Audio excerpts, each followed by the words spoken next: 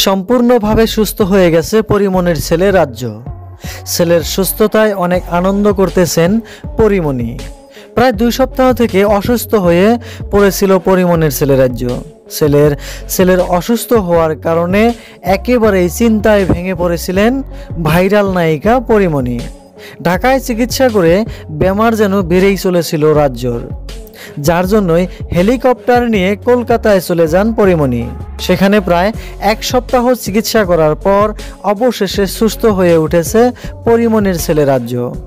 ছেলের সুস্থতার খবর নিজেই দিয়েছেন পরিমণি সোশ্যাল মিডিয়াতে। জানা যায় পরিমণি হাসপাতাল থেকে ছুটিও পেয়েছেন ছেলে সুস্থ হওয়ার কারণে। রাজ্য এখন পুরোপুরি সুস্থ হয়ে উঠেছে। সুস্থ হওয়ায় হাসপাতাল থেকে বাইরে এসে ছেলেকে নিয়ে ঘুরে বেড়াচ্ছে পরিমণি। কিছু মুহূর্ত আগে ছেলের সাথে কাটানো কিছু ফটো তার নিজের অফিসিয়াল ফেসবুক পেজে শেয়ার করেছেন পরিমণি নিজেই। ছবিতে দেখা যায় পরিমণির সাথে হাসি খুশি হয়ে ঘুরে বেড়াচ্ছে রাজ্য। হলুদ রঙের ট্যাক্সি গাড়ির সামনে দাঁড়িয়ে আছে পরিমণি এবং রাজ্য তার কোলে বসে আছে। ছোট থেকেই খুব ফুর্তিতে থাকে রাজ্য, কিন্তু হঠাৎ করেই অসুস্থ হওয়ার জন্য এখন একদম সাইলেন্ট হয়ে গেছে। অবশেষে ছেলে সুস্থ হওয়ার জন্য পরিমণি এবং রাজ্য অনেক খুশি আছে।